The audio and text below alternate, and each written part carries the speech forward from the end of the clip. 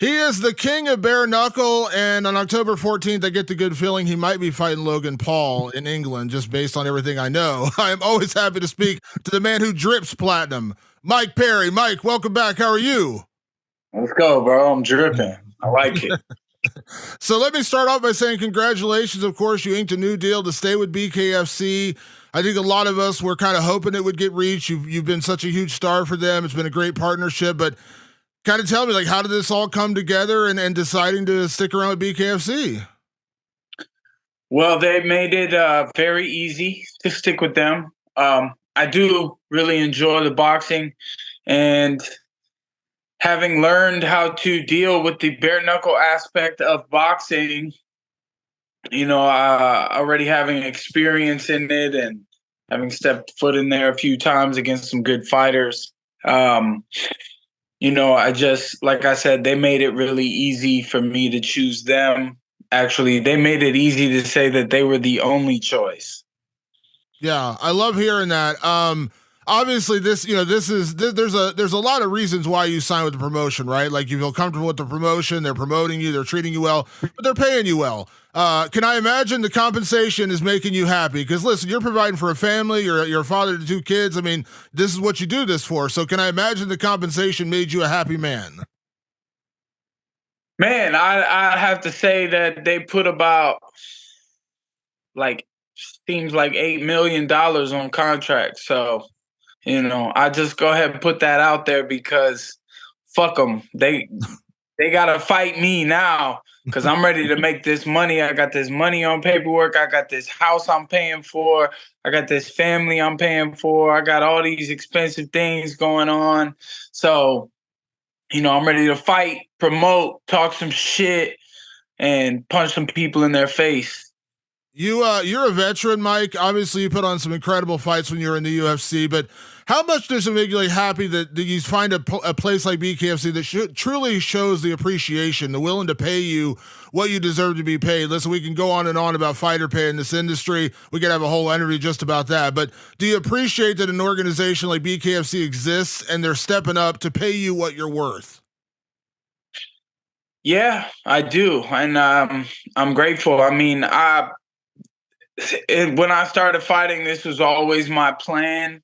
To put everything I had into the fights, into the entertainment. Obviously, I learned a lot. There was lots of ups and downs, and you know, but it's like I've always planned on having these purses that were extremely large. And look, they're not even that large compared to some of these fighters out there. Canelo apparently making 40, 50 million, Mayweather 100 million, Conor 100 million. These guys are making real money. So, I'm almost hate to say that I'm happy with my little bump that I've gotten, and a lot of fighters aren't in the position that I'm in, and there's other fighters that I'm not in the position in. But I'm grateful for what I have. I know I have a lot of danger in front of me, a lot of fighting in front of me, and a lot of work to put in. And even with BKFC, one of the better perks was that I could take a fight like this Logan Paul fight that I might get last minute, and they're not gonna pay me quite as much as BKFC is going to pay me. But I was like, it's just an extra paycheck. I'll take that extra check on top of the contract that I've already signed and gotten and announced. So, there's lots of perks in store for me, and I just have to stay vigilant and stay on task, stay focused, and take it one at a time. Absolutely. I want to come back to BKFC in a minute, Mike, but of course I mentioned at the beginning this whole thing with Logan Paul. You fly over to London, you do the press conference, you do the face off. Can I ask, like, how did this all come about? Did Misfits just reach out and say, hey, would you like to do this? Like, how did it come about that you ended up being the backup for that fight where, let's be honest, Mike, like, there is a history with Dillon Danis. We know there's a reason why they secured you as a backup, but how did it all come together? I think, to be honest with you, I think the Paul brothers have always had an eye on me. Um, they're strong in the game. They watched the game for a while before they entered it and started their mission. To be one of the top promoting teams out there, with some of the top fights out there, top as in money wise. Considering, Jake Paul is only 6 or 7 or 8 fights into his professional career, the money he's making that early in his career, other than I think maybe Lomachenko, no one has really done big money. And he's probably doing bigger money than Lomachenko did early on in his career. Tommy Fury, he made some good money probably fighting Jake Paul, but then it's back down a little bit. Maybe he'll make a lot fighting KSI.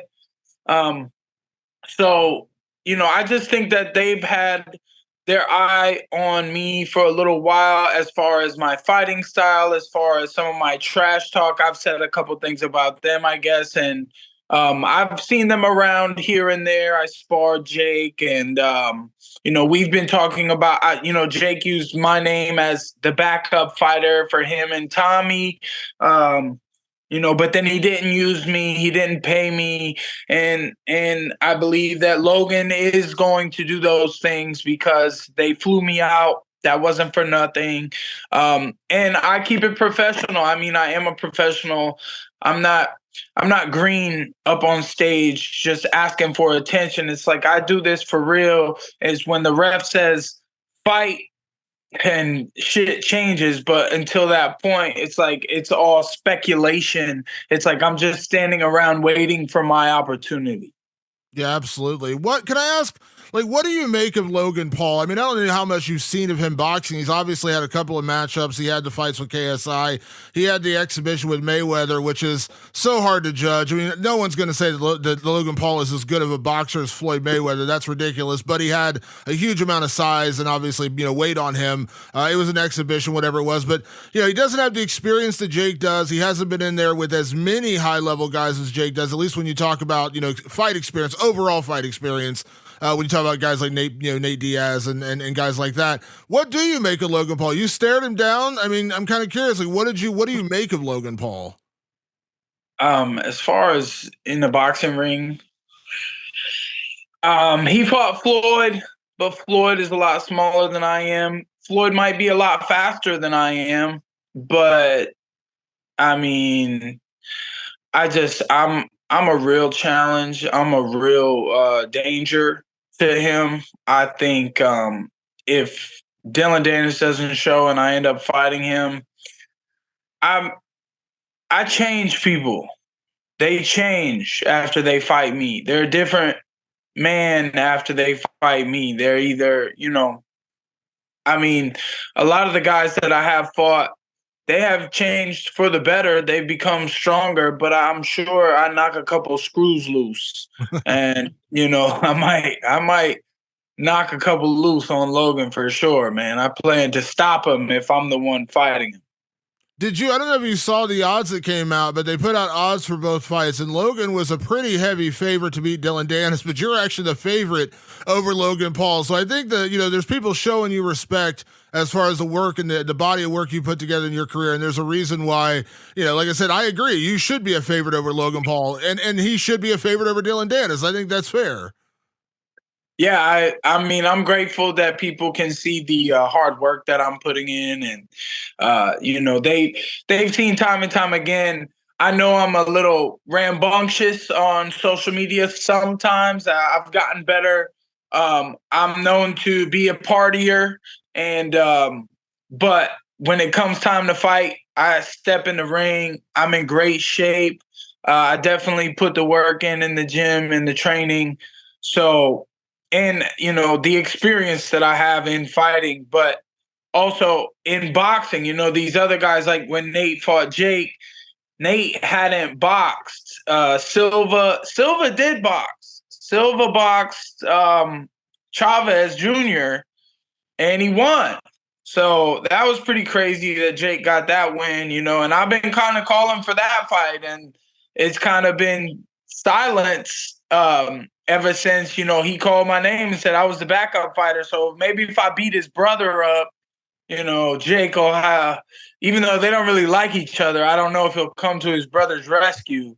They're always trying to get the Andrew Tate fight. Him and his brother seem to have each other's back. So maybe Jake and Logan will have each other's back. And if I beat one of them up, the other one has to try to fight me. Yeah, I do a podcast with Matt Brown, UFC welterweight Matt Brown, and we were talking about the fight last night, and he said Logan Paul is praying Dillon Danis shows up to this fight, and forgive my language, he said he does not want to fuck with Mike Perry. I said that is the most accurate representation of this potential fight that I've ever heard. Because he's like, Logan Paul wants no part of Mike Perry. So I'm imagining there's somewhere in the back of Logan Paul's head, he's like, man, I really hope Dillon Danis shows up for this fight. Hey, I appreciate that, man. I didn't know you did that podcast with Matt, the Immortal Brown. Shout out to him, man, for the the belief in your boy. Yeah, absolutely. Can I ask, like, I remember we talked around that whole situation with Jake Paul and Tommy Fury, and, I think Jake kind of made more out of it than there was there in terms of, like, Tommy not actually showing up. I think he did suffer an injury and it delayed the fight, and they ended up fighting. It is what it is. But we know this history with Dillon Danis. He's been out for 4 years. He's done far more tweeting than he's done fighting, and his last fight was against a bouncer in a bar in New Jersey. And then he had the KSI fight, and he did drop out like right before the fight. I know we've heard the story, $100,000 fine, all this kind of stuff, but in reality, Mike, seriously, do you actually think Dillon Danis is going to show up for this fight? He's already laid the seeds. I'm sure you saw the quote, like he said, they stared down with Mike Perry, and maybe I won't even show up now. I'm like, dude, he's already laying the seeds for what could happen. I have seen a couple of excuses implemented into things that he said. He is quite good at posting trash on social media, trash talk. I guess Logan's girl made that kind of easy. She's got those videos out there. And, I just know if someone did that to me, bro, I'd be upset and I'd be having to fucking try to fight them any chance I got. I understand that there's security that wouldn't even let them get close on stage. And I just would focus on my opponent, things I could say about him. I would tell the truth. And if I just don't know, I don't know Dillon. I don't know how this situation is going to be. I just plan to be prepared to fight on that night, and I'll be ready. I am ready. So I'm just, fine tuning a couple of things, and I plan to step in if he doesn't step up. If that fight doesn't happen in October, Mike, can I assume like at some point in 2024 or even later this year, depending, like at some point you got to get one of the Paul brothers in there. You have some history with Jake. You had the sparring match. We know about the backup role for that fight with Tommy Fury, and now hearing about they didn't even pay you, which really upsets me. And then obviously you're the backup now for Logan Paul. Like at some point, whether it's this year or next year, you got to get a boxing match against one of the Paul brothers. It feels like it's got to happen. Yeah, who knows? Maybe Logan has a backup for his backup. You know what I mean? Maybe he's like, oh, if Dillon pulls out, then I'll pull out, and we'll have this fighter fight Mike Perry for the co-main event. Maybe it'll be me and Anthony Taylor, or, who knows, man? Who knows what's going to happen? It's weird. They're like trying to keep my head open to preparing for a fight and being ready to fight on this date at this time, but they can't lock anything in. It can't be guaranteed. And, it's I just have to stay ready like I always have. Yeah, well, you say you change people. If you punch Logan Paul and or Jake Paul, that might be the last we see of them. I'm just saying, like, that might be the end of the run of the influencer boxer. I'm just saying. Yeah, man, definitely. People haven't really gotten to see me with the gloves on. I know I do the bare-knuckle boxing. You cut people up pretty bad in there. You can put some damage on them. I feel like with the gloves, I'm probably punching harder. We're talking 10-ounce gloves, man. I'm throwing nuclear bombs with 10-ounce gloves on. So I hit your head. You know that little emoji with the head blowing up? What happened? I love it. I love it. Mike, real quick, let me shift back to BKFC because, of course, you had the huge win over Luke Rockhold. Talk about changing people, and Luke Rockhold's a legend, man. I have nothing but respect for him. But after he fought you, he's like, "Yep, I'm good. I'm good with bare-knuckle fighting. That was one and done. Like I got that off my bucket list. I'm good." Like talk about changing people right there. Yeah. You signed this new contract. Listen, you're the biggest name in BKFC right now. There's no doubt about that. Can I get a sense of like what is next for you? Like obviously your focus right now is October 14th, the chance you could fight Logan Paul. But once you get past that, like, can you give me a sense of like what does the future hold for you in BKFC? Like what is next? And I heard that I was thinking of the Adele song. As I said, I heard, that song. It's a good I song. do. It's not a walkout material. But anyways, I heard that they're talking about November or December against a possible. Hey, I don't know if I should say it. I don't want to get in trouble. You gotta let it go, Mike. You gotta tease it. Come on, man. You can't leave me on the hang like that now. You got me teasing. Come on now. Well, maybe it was my last co-main event. Last co-main event. Okay. Who am I thinking? Last co-main event? You're making me look on the Wikipedia page here, Mike. who was my last co-main event? Who was your last co-main event? Hold on here. I'm gonna have to look. Exactly. You don't even remember because my fight was so good. Who is your? Oh! You're right. Now I got it. You know what's funny? I was about to say the name Eddie Alvarez. I was about to say like, what do you think about Eddie Alvarez? Is that a possibility? Yeah, that's easy work for me, man. I'll cut the check and cut his neck. See, you say that co-main event. You're right. After that night, we were all talking about you and Luke Rockhold, and of course, you staring down Conor McGregor. We do tend to forget what happened before you fight, Mike. I'd have to cut a little bit of weight. Like that fight with Rockhold was at 185. I really enjoyed the power that I built up over training, eating, lifting weights, and really putting on some weight and not cutting as much. I felt very powerful. Obviously at 185, there might be a possibility that some guys taller, longer, stronger, cut more weight. I don't know. I mean, Luke was in the ring at 205. I was 190. He still had 15 pounds on me.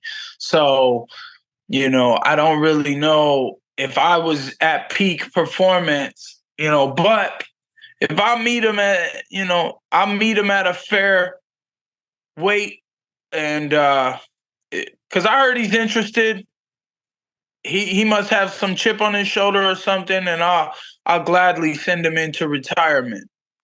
You were focused on Luke Rockhold that night. Did you see his fight with Chad Mendez either before or after the event? Yeah, I know both of them had a softball on their eyes.